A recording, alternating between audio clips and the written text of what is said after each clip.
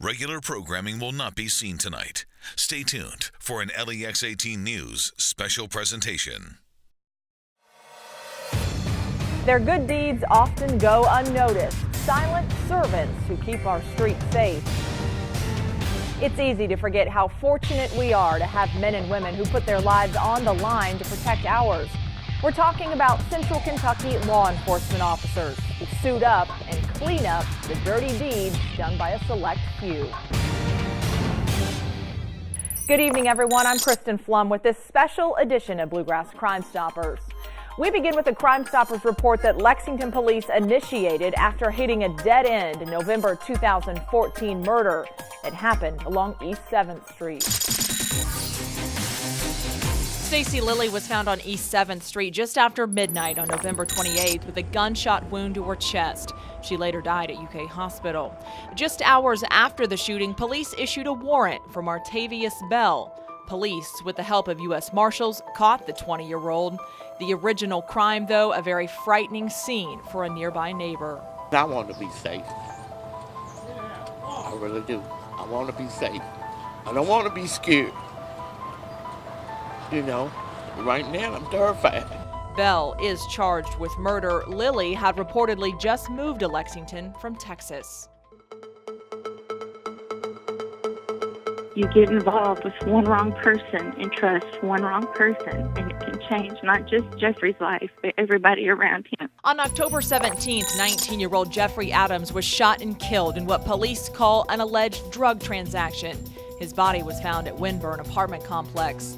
According to court documents, Savon Thompson, Nathan Miller, and several other people arranged a drug transaction to meet with Adams before he was shot. Adams' mother says the drug involved was a small amount of marijuana. She says her son wasn't into drugs and that he was a talented football player, a skilled musician, and a loving family man. I don't know why my son was with these boys. I don't know what took him to where he was, and I don't know why this would happen to him. Thompson is charged with murder. The charge against Nathan Miller has since been dropped. The man wanted for shooting a 9-year-old in the head is found across state lines in West Virginia. Lexington police say 28-year-old Alberto Pinedas Contreras fired shots into a vehicle where a 9-year-old was riding with his family. It happened near the Russell Cave Plaza. A child was rushed to UK and was fighting for his life.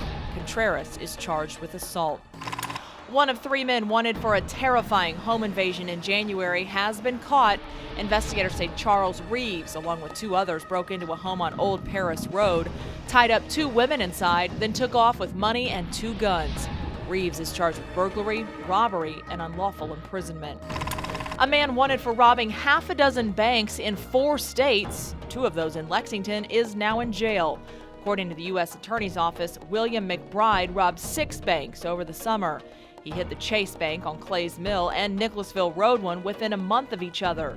Investigators tracked McBride to a hotel after allegedly robbing a bank in Columbus, Ohio. He faces up to 25 years for each robbery. If we've said it once, we've said it 1,000 times. Crooks, beware, because quite often there are cameras rolling when you're committing a crime. Everybody's got video cameras. Every business, every reputable place that has the opportunity and the money, they're purchasing these things. And in this case, heck, it was the guy who sells security cameras to everybody who he happened to hit. So our crook really didn't think very well before he hit this place. Remember this video from Christmas Eve? A couple of guys pull a Jeep and trailer behind Integrated Security Solutions and steal $3,000 worth of steel. Mistake number 2, pulling right up outside the Shell station next door and then stealing something from a store shelf there. That too was caught on camera. But police say what seals Randall Pollitt's fate was when he showed up to Baker Iron and Metal in Lexington 3 hours later to cash in his stolen goods. Clearly showed the vehicle, clearly showed the individuals and the stolen property on the back of it. And Pollitt say police only took home $90 for his stolen metal. A far cry from the $3,000 it was worth to the company where he stole it. And it'll cost him quite a bit more now that he's facing charges. Just a great cooperation between the media and the police and catching the bad guys. Here's an LEX 18 Crime Stoppers update. The man charged with kidnapping and raping a Lexington woman has been found guilty. Police say Perico Coffee kidnapped a woman from a Speedway gas station in Lexington and then raped her.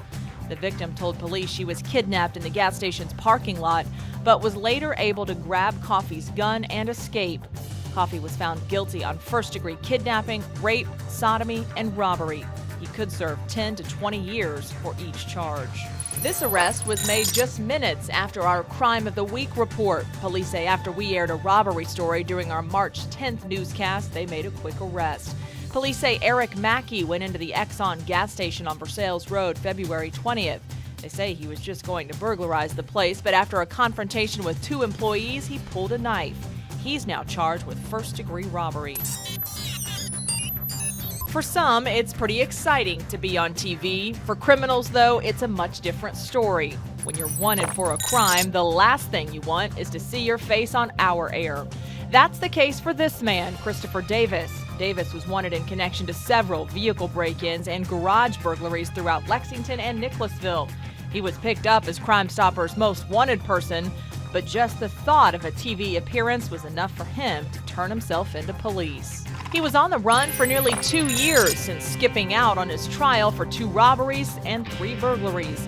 Officers say David Griggs held up a Versailles Road Cricket store and a Family Dollar on Waller Street. They say he bit a man before getting away in that one. Thanks to a Crime Stoppers tip, police tracked Griggs down to a rural part of Fayette County and put him back behind bars. If you're a criminal and unfortunate enough to end up on one of our Crime Stoppers reports, chances are you'll end up in jail. It's great for police and a win for the community. It's even driven some Lexington business owners to put their hard-earned money behind our organization because of the success we've had protecting the investments they've worked so hard to build.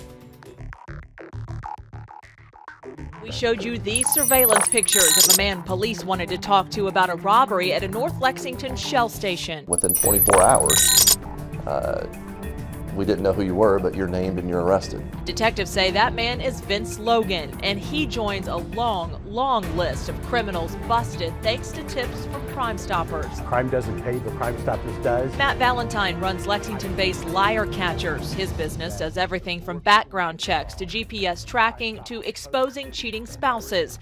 And his belief in the good Crime Stoppers does led him to a spot on the organization's board. We've heard a gas station being hit 2 and 3 and 4 times, a bank being hit 2 and 3 and 4 times. We have a local bank that was hit several times, and Crime Stoppers helped solve that case. It was a tip from Crime Stoppers that came in and solved and found the person that had robbed that bank twice. The program works in part because money talks. In 2014 alone, Bluegrass Crime Stoppers paid out over $20,000 in rewards. And after every report, the tip line goes crazy. That average has increased over the last year by at least 100 phone calls a month. Every dollar rewarded is donated by the public. It's easy to do on the Crime Stoppers website, or contact us about a bigger role, one that highlights your business as a way to say thanks for helping us keep the streets safe. Coming up, how to become a Crime Stopper as we continue with this LEX 18 special.